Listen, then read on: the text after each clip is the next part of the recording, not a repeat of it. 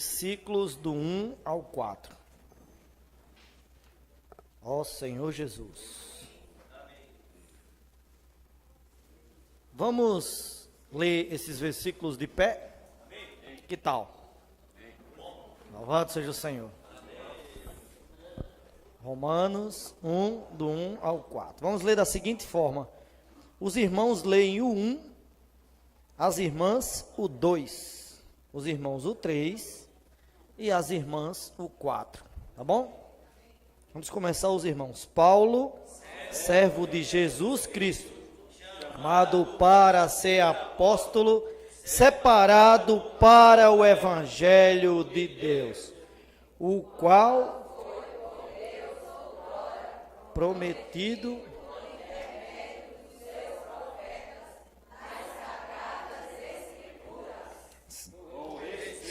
a seu filho, o qual segundo a carne veio da descendência de Davi e foi designado filho de Deus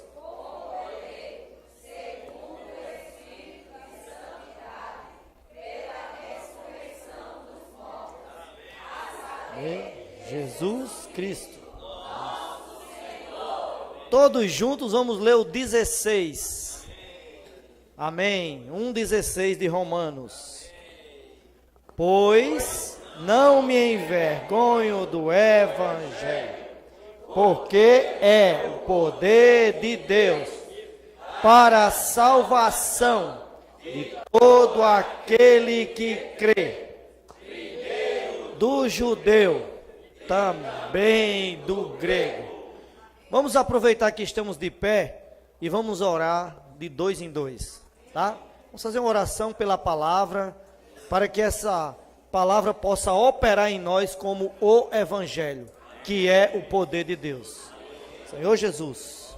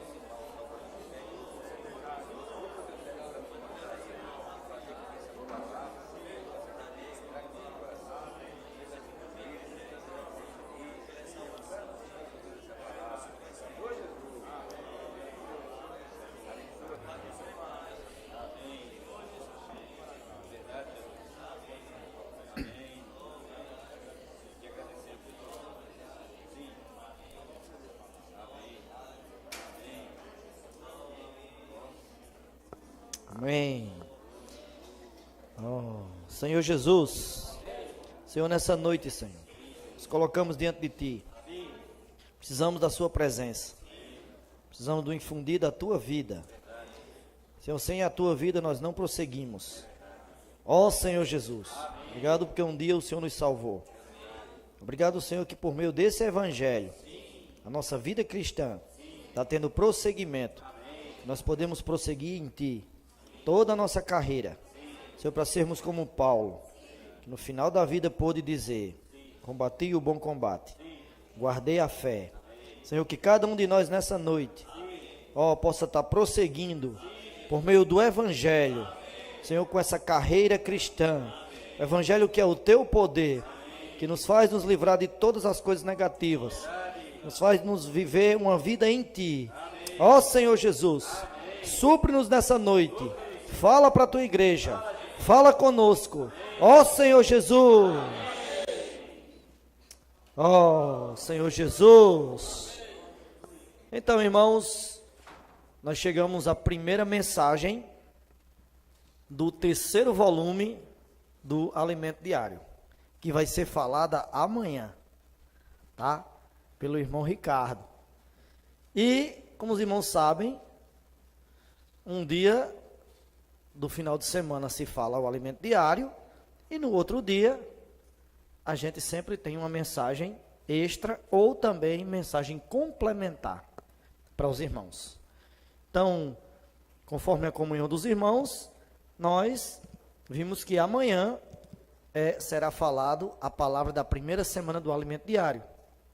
E nós vamos aproveitar o dia de hoje, a reunião de hoje, para falar um pouco desse evangelho completo que o livro de Romanos, ou a carta de Paulo ao dia de hoje, nos apresenta. Louvado seja o Senhor. Amém. Nós esperamos que a mensagem de hoje, que a reunião de hoje, não seja uma mensagem e uma reunião separada da reunião de amanhã. Pelo contrário, seja a introdução para que amanhã o Senhor também possa continuar falando conosco. Então, diante desse tema, o evangelho completo, nós queríamos abordar para os irmãos um pouco do que foi a experiência de Paulo ao escrever a epístola aos Romanos.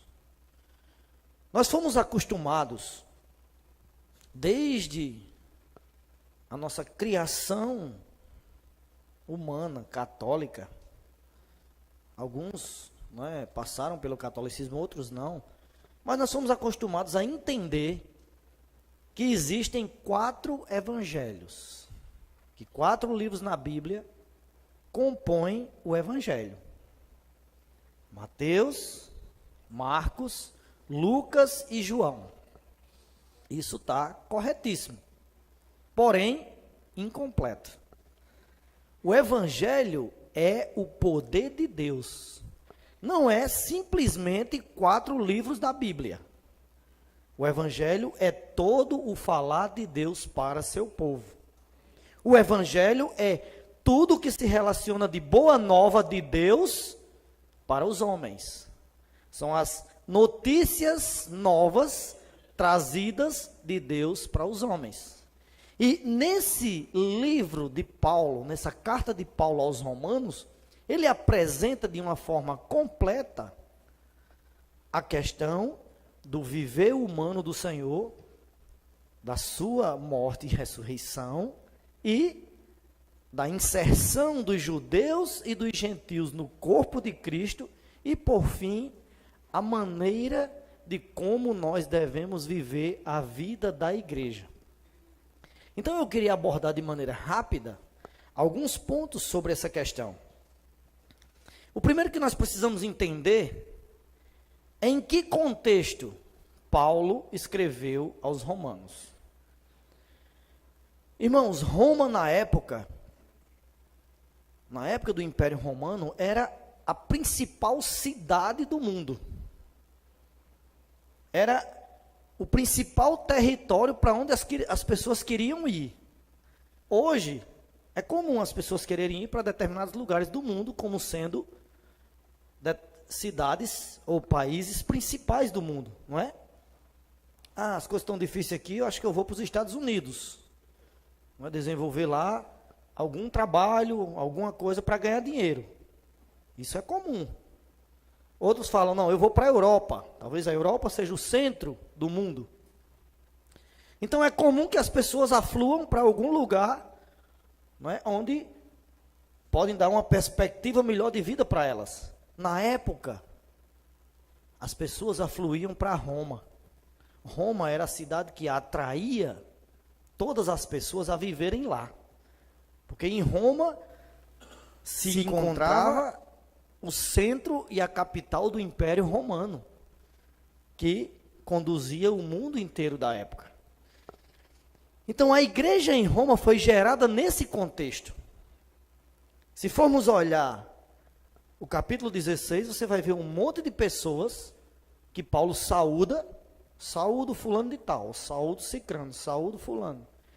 Todos imigrantes, todos estrangeiros que vieram de algum lugar para Roma. Por exemplo, a primeira pessoa que ele saúda lá, quem é? Febe, que está vindo de Cencreia, morar em Roma.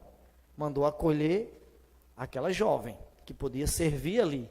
Mandou acolher aquela irmã que podia servir aquela igreja. Em segundo, ele fala de Priscila e Áquila, que eram naturais da Ásia, que não eram de Roma. Então, isso significa que a igreja em Roma era composta basicamente por pessoas que vinham de outros países. Mas mesmo assim, isso não descaracteriza de ser igreja.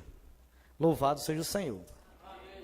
Porque a igreja é aqueles que creem e compõem o corpo de Cristo. Então Paulo, ele estava preocupado em escrever alguma coisa para esclarecer aqueles irmãos da igreja em Roma. De algumas coisas.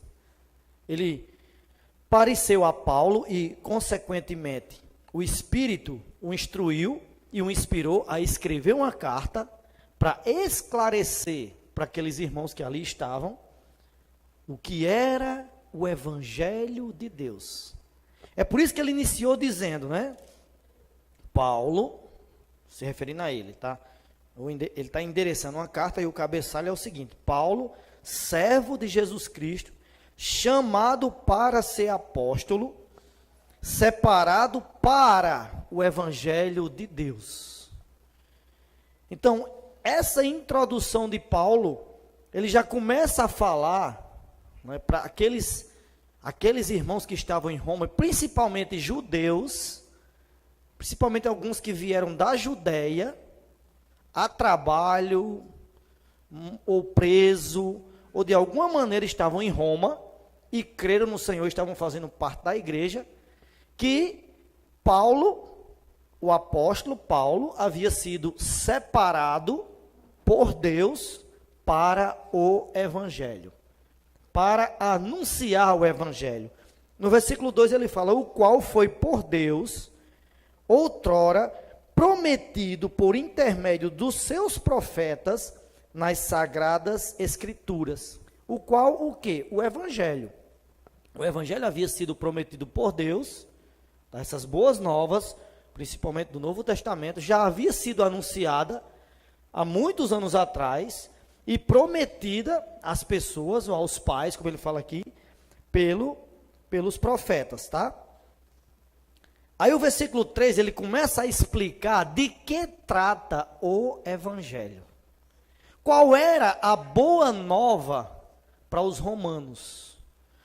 Nessa noite você pode estar pensando: o que é que eu tenho a ver com Roma? Não sou romano, não nasci em Roma, nem morei lá, nem nunca fui lá. Certo, mas quando Paulo escreve essa carta, e essa carta vem compor a Bíblia, é porque ela é importante também para nós. Ela é importante também para mim. Então, o Evangelho, irmãos, não foi anunciado apenas aos romanos. O Evangelho não foi anunciado apenas para os judeus, mas o Evangelho é para todos nós. E nós precisamos ser alcançados por esse Evangelho completo. Aí o 3 ele fala assim, ó: com respeito a seu filho. Deus prometeu algo ao povo, a nós, que era com respeito a seu filho. É como ele dissesse assim, ó: vocês vão ser salvos, vocês vão ser introduzidos na igreja, vocês vão viver a vida cristã, tá? Isso ele ia abordar na carta. Mas ele estava iniciando dizendo assim, ó, que tudo isso é com respeito ao Filho de Deus. Deus veio no Filho para nos alcançar. Eu e você, se fôssemos ter contato com Deus, nós éramos fulminados. O homem não podia ter contato nenhum com Deus. Nós sabemos que no Antigo Testamento alguns até ouviram o falar de Deus, até receberam o que falar por Deus, mas não puderam ver Deus. Mas o Evangelho trouxe Deus até nós. É tanto que quando Jesus foi nascer, ele foi chamado, um dos nomes, ele foi chamado de Emanuel, que quer dizer Deus conosco. Então, o Evangelho, Paulo está explicando aqui a mim, a você e aos romanos, que é com respeito ao Filho. As boas novas de Deus é Deus que se fez carne, que se fez homem para resolver o meu e o seu problema. Então ele diz com respeito a seu Filho, o qual segundo a carne veio da descendência de Davi. Esse segundo a carne aqui, irmãos, nós não podemos encará-lo como algo da carne pecaminosa, como algo do pecado. Esse segundo a carne está se referindo a que o homem, o Deus Todo-Poderoso, se fez homem. Isso está explicado em João. Diz que ele se fez homem e habitou entre nós, cheio de graça e de verdade. E vimos a sua glória, glória como do unigênito do Pai. Então, esse segundo a carne aqui é que o Deus Todo-Poderoso agora se fez carne. O Deus Todo-Poderoso entrou na humanidade, se fez homem. E aí, continuando, o versículo 4 diz assim: e foi designado Filho de Deus, com poder, segundo o Espírito de Santidade, pela ressurreição dos mortos, a saber, Jesus Cristo, nosso Senhor.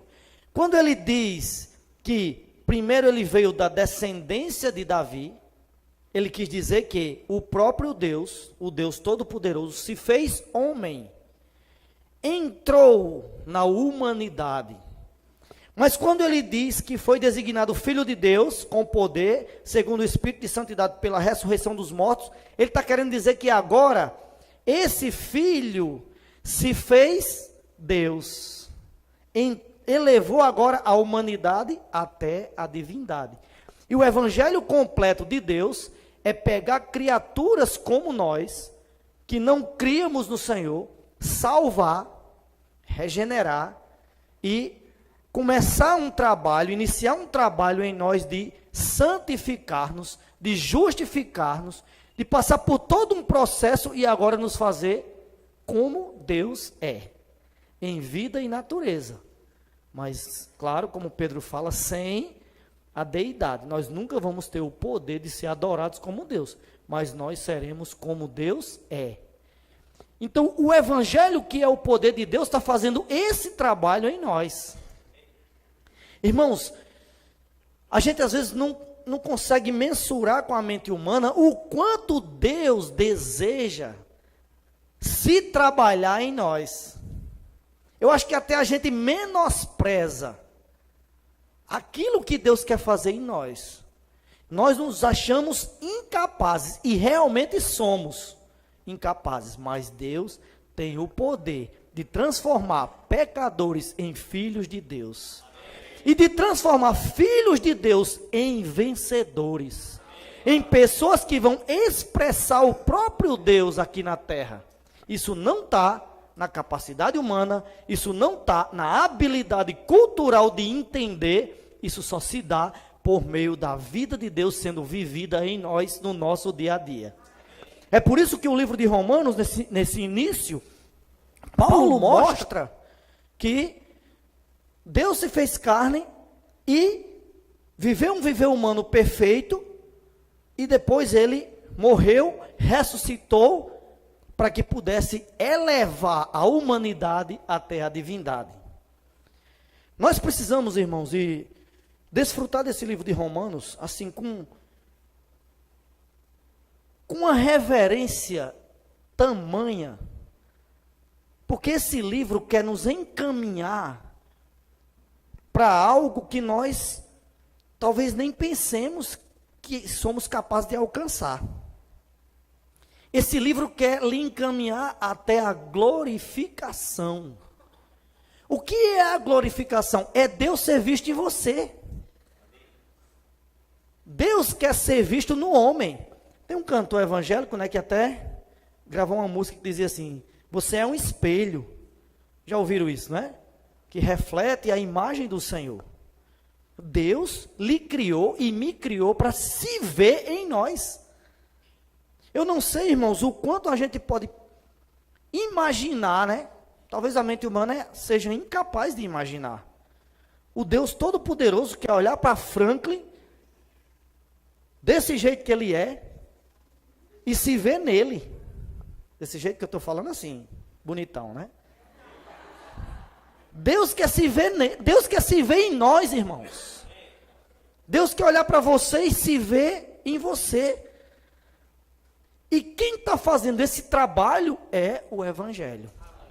A palavra de Deus, que é o Evangelho, é que tem esse poder de transformar você, do jeito que você é, com as mazelas que eu e você temos, com as dificuldades, com as doenças, com as agruras, como diz aquele hino, com tudo que tem em nós que nos afasta de Deus. Olhe para o dia de hoje e veja o que contribuiu para você buscar a Deus. A não ser a hora que você decidiu firmemente vir para essa reunião.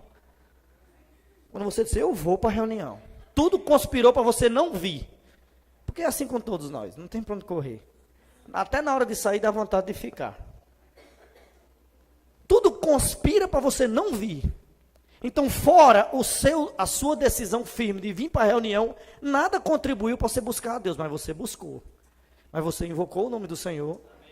Nem todos, mas a grande maioria leu a Bíblia hoje, leu o alimento diário, procurou algum momento ter contato com Deus. Sabe por que nós conseguimos isso, irmão? Só por causa de uma coisa, do Evangelho, que é o poder de Deus. Em nós mesmos é impossível. Então esse livro prossegue no capítulo 1, e a partir do versículo 18, começa a dizer que Deus quer julgar um povo. E que Deus até mesmo vai condenar alguns. Isso é assunto para amanhã. A parte negativa fica para Ricardo. Só vou falar de coisa boa hoje. Mas Marcos 16:16 diz que quem crê... Vamos ler esse versículo? Não estava na minha sinopse não, mas eu lembrei agora, vamos ler, né? Vale a pena.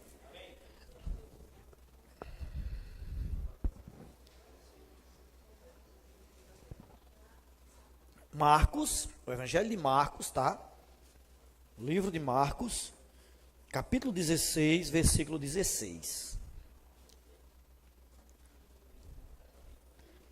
Ó Senhor Jesus. O tempo é contra mim. Eu olho para esse relógio e vou ficando nervoso. Senhor Jesus. Marcos 16:16 diz: quem crê e for batizado será salvo. Quem, porém, não crê será condenado. Então isso implica que Deus vai salvar alguns e condenar outros. É desejo de Deus condenar alguém? Não. Paulo escreveu a Timóteo e falou que Deus espera e deseja que todo homem seja salvo e chegue ao pleno conhecimento da verdade, ou seja, chegue a desfrutar do completo evangelho de Deus, de tudo que Deus preparou para o homem. Mas, aqui nesse versículo de Marcos, fala que quem crê e for batizado será salvo, quem não crê será condenado. Então eu pergunto aos irmãos, vocês conhecem alguém que está indo para condenação eterna? Sim ou não? Pois é, infelizmente tem pessoas até próximas de nós que estão indo para condenação eterna. Então, a nossa função é cruzar os braços e deixá-las ir para a condenação eterna? Não. Nós precisamos anunciar esse evangelho, que tem poder para livrar qualquer pessoa, qualquer homem que creia, para livrá-lo do lago de fogo, para livrá-lo da condenação eterna. Quem não crê vai ser condenado. Mas graças a Deus que nós somos os que cremos. Vamos voltar para Romanos. Voltemos para Romanos. Senhor Jesus.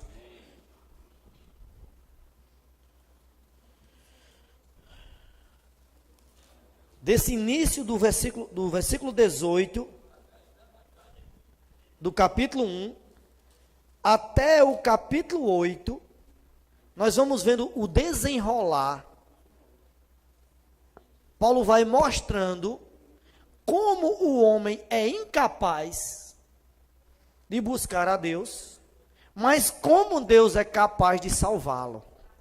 Basta crer. Fé, esse livro de Romanos é um livro que fala muito de fé. O capítulo 4, por exemplo, fala várias vezes da fé. E fé não é um sentimento abstrato. A gente aprendeu no primário, né, chama mais primário não, né, no ensino fundamental 1 e no fundamental 2, que a fé é um substantivo abstrato, que ninguém vê, mas que se sente. Não é assim? A fé é uma pessoa. A fé é a pessoa viva de Cristo sendo depositada em nós. Agora só é depositada naqueles que creem. À medida que você crê, é a medida que você tem de fé. E é a medida que o Senhor pode trabalhar em você. É por isso, irmãos, que se nós formos olhar a história de Abraão, até bem pouco tempo atrás, eu achava que Abraão era alguém que foi criado em uma família que buscava Deus. Eu até aprendi no passado que foi o pai dele que tirou ele daquela situação. Sim, a gente sabe, ele saiu com todo mundo. E pararam em Harã. Saiu lá de Ur dos Caldeus e parou em Harã. Mas a Bíblia diz que o pai e a família de Abraão eram adoradores de ídolos. Só que um dia Deus apareceu para Abraão. E na aparição de Deus, Deus infunde fé em nós. Abraão só se tornou o pai da fé, porque, vez por outra, ele buscava a presença de Deus. Se você for olhar as peregrinações de Abraão em Gênesis, diz em vários lugares que ele armou uma tenda, ele construiu um altar e invocou o nome do Senhor. Porque Abraão era alguém que buscava a presença de Deus. E aquele que busca a presença de Deus, o que lhe infunde-se é fé. O que Deus infunde naqueles que o buscam é fé. E quanto mais fé nós tivermos, mais Deus vai trabalhar a sua vida em nós. Quanto mais a aparição de Deus você buscar, mais Deus vai lhe suprir e vai lhe tornar a sua vida uma vida cheia de fé. Fé não é a capacidade de adivinhar ou a esperança de conseguir algo. A gente está acostumado a ouvir as pessoas dizendo, eu tenho fé em Deus, que isso vai acontecer. Isso aí é esperança. A pessoa está doente, eu tenho fé em Deus que ela vai ficar boa. Isso aí é esperança, eu tenho esperança em Deus que Deus vai curá-la. Isso é esperança. Fé é a infusão da vida de Deus em nós. Nós precisamos cada dia buscar a Deus, que no infundir da vida de Deus em nós é acrescentado a fé, por meio da vida dele. Louvado seja o Senhor. A partir do capítulo 8, não é, no 7, Paulo traça um ambiente obscuro, não é? Ele começa a dizer que não faz o que quer, não faz o que prefere, porque tem na mente, tem nos membros do corpo dele uma guerra e uma lei que faz ele pecar, que o leva a fazer coisas que ele não quer. Irmãos, todos nós já passamos por isso, e de vez em quando ainda caímos nisso, de nos achar fazendo aquilo que nós não queremos fazer, até proferindo palavras que nós não queríamos proferir, seja com familiares, seja com pessoas do nosso trabalho, seja com vizinhos, seja com qualquer coisa, no trânsito, por exemplo, quando alguém lhe dá um tranca, às vezes sai palavra da sua boca, e quando você cai em si, não era para ter dito isso. Então é aqui no capítulo 7, Paulo começa a mostrar que o bem que ele preferia que ele queria fazer, ele não conseguia, porque guerreava nele. Havia uma guerra, uma milícia de carne contra o espírito. Mas aí, no final do capítulo 7, ele reconhece que não tem não tem força. Ele, no 24, ele diz assim: desventurado o homem que sou, quem me livrará do corpo dessa morte? Ou seja, como é que eu vou me livrar de tanto pecado? De tantas atitudes que desagradam a Deus? De palavras que eu falo, que eu nem agrado a Deus, nem as pessoas que estão do meu lado. Como que eu vou me livrar disso? Aí no 25 ele fala assim, ó: graças a Deus por Jesus Cristo, nosso Senhor, de maneira que eu de mim mesmo com a mente sou escravo da lei de Deus, mas segundo a carne da lei do pecado. Tá? Aí o 8 ele começa dizendo assim: agora pois já nenhuma condenação há para os que estão em Cristo Jesus. Então, irmãos, o evangelho de Deus é levar você e eu a ter uma vida que vivamos em Cristo Jesus. Como, de maneira prática, eu posso viver em Cristo Jesus? Tem várias maneiras, mas a principal delas, invocando o nome do Senhor. Quando Adão reconheceu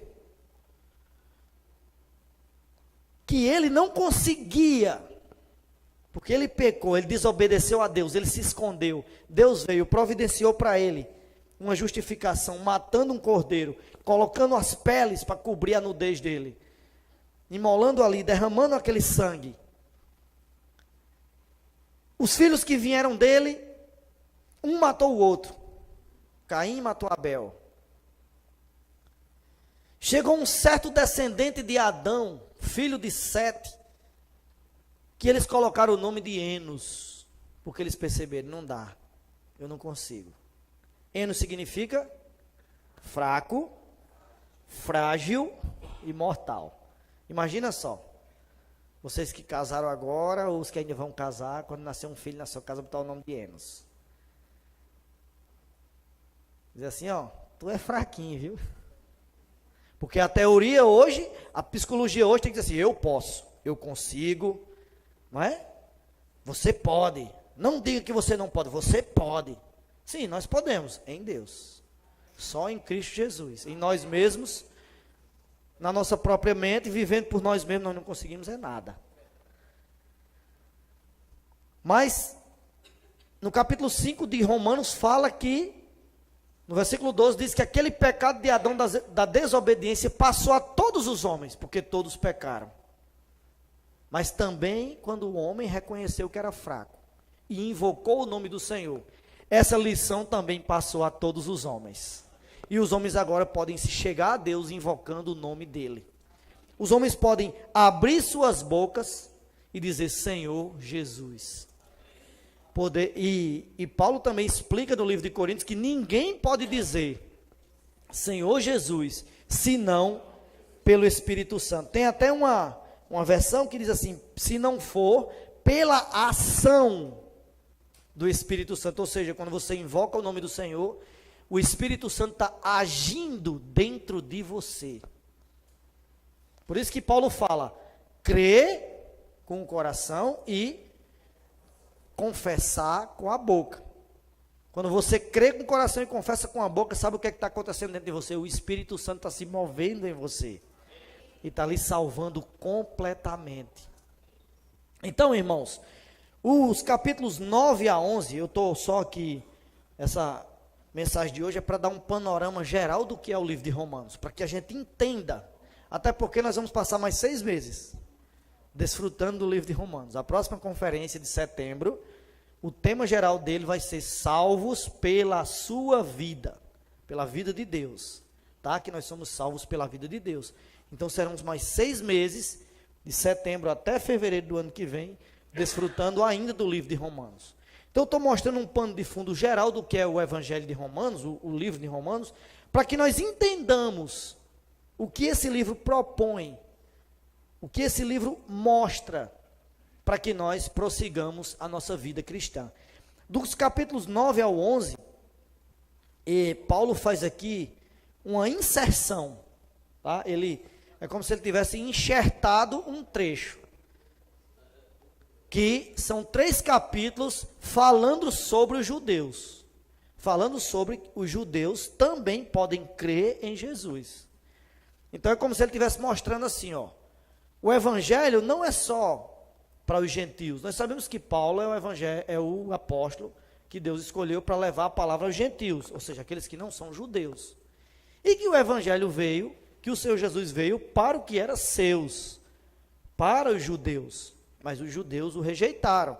E nós fomos privilegiados em ser alcançados por esse evangelho por conta da rejeição dos judeus. Mas aqui no capítulo do 9 ao 11, Paulo fala para nós e para os judeus que eles também vão ter chance. E a partir do 12, tá?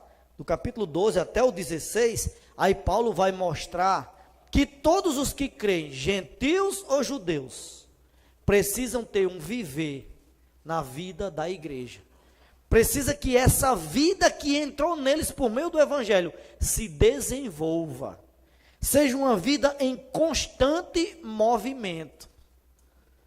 Irmãos, quando se fala em obra de Deus, a obra, isso quer dizer o quê? A obra. O que é a obra? Sabe o que é a obra? É a igreja em movimento. Se nós que somos a igreja, estamos recebendo falar de Deus, estamos nos movendo nesse falar, a obra está sendo realizada. Foi isso que Jesus explicou. E é isso que Jesus faz até hoje, edificando sua casa. Então, a partir do capítulo 12 até o 16, Paulo vai mostrar como nós devemos viver a vida da igreja. E ele começa dizendo, primeira coisa que eu rogo a vocês para viver a vida da igreja, não se acostumem com o mundo, não se tomem a forma do mundo, não se conformem ao mundo. Não é? O versículo 1 ele diz assim, rogo-vos, pois, irmãos, pelas misericórdias de Deus, que vos apresenteis o vosso corpo por sacrifício vivo, santo e agradável a Deus, que é o vosso culto racional. O 2, e não vos conformeis com este século, mas transformai-vos pela renovação da vossa mente, para que experimenteis qual seja a boa, agradável e perfeita vontade de Deus.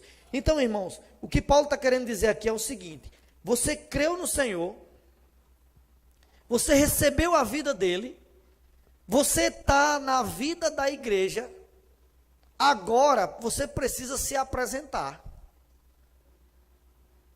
Você precisa apresentar o seu corpo por sacrifício vivo. Por exemplo, amanhã a reunião que hora é? É um teste. Tá?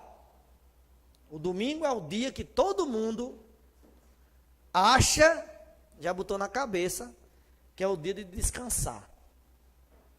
Não é? Perceba, isso acontece comigo, eu acho que acontece com vocês, quando você acorda tarde. Acorda com dor de cabeça, ou não é? Por que será? Quando você resolve dormir depois do almoço, e dorme além do recomendado, porque o recomendado é até 40 minutos. Quando você dorme além de 40 minutos, o que é que acontece? Acorda mais cansado do que quando foi dormir, e às vezes com dor de cabeça. Então, irmãos, o desejo de Deus para nós que somos cristãos é que nós apresentemos o nosso corpo por sacrifício vivo. Vamos esquecer esse negócio de dormir mais. Tá?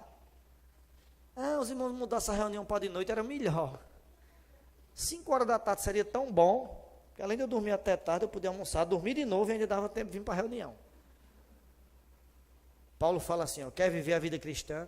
Eu rogo-vos que apresentei o vosso corpo por sacrifício vivo. Eu não sei quem de vocês já recebeu uma ligação de meia-noite, de 1 da manhã, para ir socorrer alguma situação de algum irmão. saiba, quando isso acontecer, é Deus que está enviando. É Deus que está pedindo, rogando para você, apresente o vosso corpo por sacrifício vivo. Porque isso é a maneira de nós não nos conformarmos com esse século. Não tomarmos a forma do mundo. O mundo prega de um jeito. O mundo ensina de um jeito. O mundo fala que tem que ser assim. Você tem que ir contra essa correnteza. Então, a partir do capítulo 12, Paulo vai mostrar como nós devemos viver a vida cristã. Se você for olhar, tem detalhes aí, não é? Por exemplo, o 13 vai falar de obedecer às autoridades. É fácil? É mais fácil falar mal.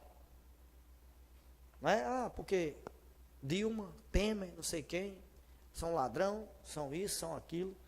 O governador, o prefeito, até o gari.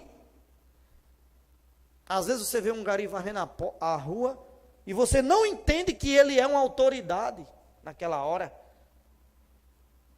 Ele está varrendo ali. Se você está com o seu carro parado, tire o seu carro. O gari naquela hora é autoridade. E nós precisamos respeitar as autoridades. E ainda orar por elas. Paulo fala a Timóteo que se você quiser viver uma vida tranquila e mansa, ore pelas autoridades. E o capítulo 13 vem falar desse relacionamento que nós precisamos ter com a obediência às autoridades. Não apenas humanas, mas as autoridades espirituais. Deus constitui homens até hoje.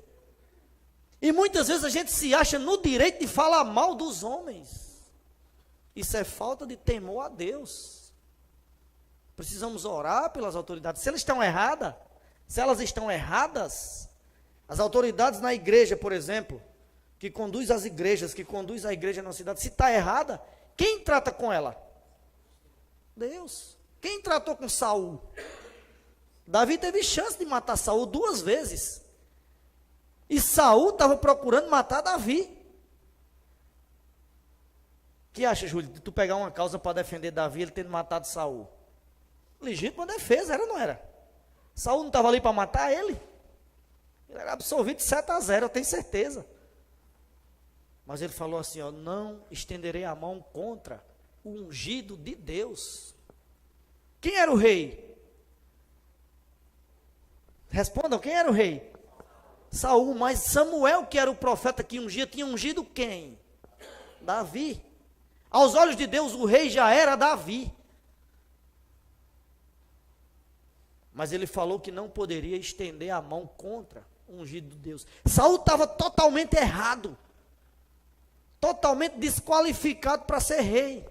Mas enquanto Deus não providenciou a morte de Saul, Davi não ousou. Até quando ele cortou um pedaço do manto de Saul, ele foi reprovado por Deus. Então, irmãos, nós precisamos viver uma vida cristã que respeita as autoridades. Se eles erram, se o governo erra, se o prefeito erra, não sou eu que tenho que julgar. E quanto mais os irmãos. Se os irmãos erram na direção da igreja ou das igrejas, não sou eu que tenho que julgar. O capítulo 2, e amanhã vai falar sobre isso, eu acredito, que fala que nós não devemos julgar ninguém. Nós precisamos orar pelas pessoas. Amém. Senhor Jesus. E aí, irmãos, o capítulo 16, é o que eu já falei no início, não é? É uma demonstração de que nós precisamos nos preocupar com todos os irmãos. Veja o coração de Paulo aqui, ó, capítulo 16, versículo 1. Recomendo-vos a nossa irmã Febe, que está servindo a igreja de Cencreia, para que recebais no Senhor como convém aos santos, e ajudeis em tudo que de vós vier a precisar, porque tem sido protetora de muitos, e de mim inclusive. A situação aqui era a seguinte, essa irmã Febe estava ou se mudando, ou indo resolver alguma coisa, ou indo visitar a igreja em Roma. Paulo falou assim, ó, receba essa irmã. Recomendo que recebais, recomendo, A nossa irmã Fébia está servindo. Recebais no Senhor como convém aos santos e ajudeis em tudo que de vós vier a precisar. A irmã está precisando de alguma coisa? Ajude ela aí. Então o coração de Paulo é que todos os irmãos fossem acolhidos. Quando chega nesse capítulo, nós vamos ver várias saudações. O que é que ele fala no 3? Saudai Priscila e Áquila, meus cooperadores em Cristo Jesus. O versículo 4 diz assim: os quais pela minha vida arriscaram a própria cabeça. Eu não sei qual foi a situação aqui. A Bíblia não relata. Se alguém foi matar Paulo com espada, eles entraram na frente. Eu só sei que eles arriscaram a vida por causa de Paulo. Quantos irmãos de nós, quando vê um irmão em dificuldade, ao invés de proteger, a gente fala é mal. A gente quer mesmo é dar a última tacada, né? A tacada de misericórdia. Não é? Nós precisamos até arriscar as nossas vidas pelos irmãos. É claro que aqui não é mais uma questão, não é só uma questão física, né? É uma questão espiritual, mas você vê alguém sofrendo, a nossa intenção tem que ser de protegê-lo ao máximo, de tentar ajudar ao máximo. Nós não podemos simplesmente lavar as mãos pelas dificuldades. Isso é a vida cristã, isso é o evangelho completo. Isso é o que Deus está desejando para que nós, a maneira que Deus está desejando que nós vivamos. Quando chega na reunião, na terça-feira, que eu vejo os irmãos se movimentando no grupo pedindo oração, eu me alegro com aquilo. Os irmãos estão sofrendo e estão pedindo algum tipo de ajuda, pelo menos a oração. Claro que nós não vamos poder, tem uma pessoa doente, a gente não vai poder resolver o problema, só Deus pode, mas nós precisamos orar. Não podemos simplesmente fazer vistas grossas. O evangelho está trabalhando a vida de Deus em nós, e a vida de Deus, o próprio Deus faz isso com as pessoas. Ele olha para as pessoas e se compadece, porque ele entende, fulano está aflito, cicrano está passando por dificuldade tal, eu quero ajudar. Deus faz isso, então nós também precisamos fazer. Amém. Nós temos que ter um viver, irmãos, de acordo com aquilo que nós ouvimos. A Bíblia, o Evangelho, a palavra de Deus, não é algo simplesmente para a gente ouvir. Que palavra, que revelação. Ixi, eu fiquei em êxtase quando eu ouvi aquilo. Não. Claro que Deus está revelando sua palavra para nós, mas Deus está querendo fazer com que essa palavra mude a sua vida. Amém. Mude a minha vida. Quantos anos eu vou passar na vida da igreja e a palavra não tem nenhuma relação comigo? Eu só entendo e aprendo que o versículo significa isso e aquilo, e sei manejar bem, sei onde está o versículo, sei onde não está, e minha vida não muda em nada. O evangelho completo de Deus é fazer com que a palavra dele mude o nosso viver. Amém. Mude a velha maneira de vida. Não adianta sair daqui hoje e ir para casa e simplesmente assistir o Zorra Total e, não sei, viver a mesma vida humana, se envolver com os mesmos pecados. Deus quer trabalhar a vida dele em você e em mim, para que essa vida mude a nossa vida. O evangelho de Deus, exposto e explícito em Romanos, é um evangelho que vai nos levar, não apenas de nos tornar de pecadores em filhos, mas nos tornar de filhos em vencedores. Como que nós vamos nos tornar vencedores? Agindo como Deus age. Tendo um viver como o Senhor teve. É difícil? É. É possível? É. Tudo é possível àquele que crê. Amém. Se você crê, essa palavra do Evangelho de Deus vai mudar a sua vida. Não há nada, humanamente falando, que Deus não possa fazer. Não há nenhum pecado que Deus não possa arrancar. E espiritualmente falando, muito mais.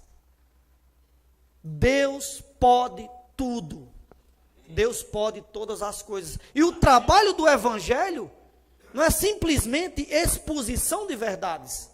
O trabalho do Evangelho é mudar o seu e o meu viver. Amém. Nós hoje vivemos na terra, nós hoje vivemos a vida cristã para que a nossa vida seja transformada. Para que a nossa vida tenha um viver elevado do Senhor. Para que as pessoas olhem para nós e vejam, fulano se parece com Deus. Amém. As suas atitudes e as minhas atitudes têm que demonstrar, isso não é com esforço.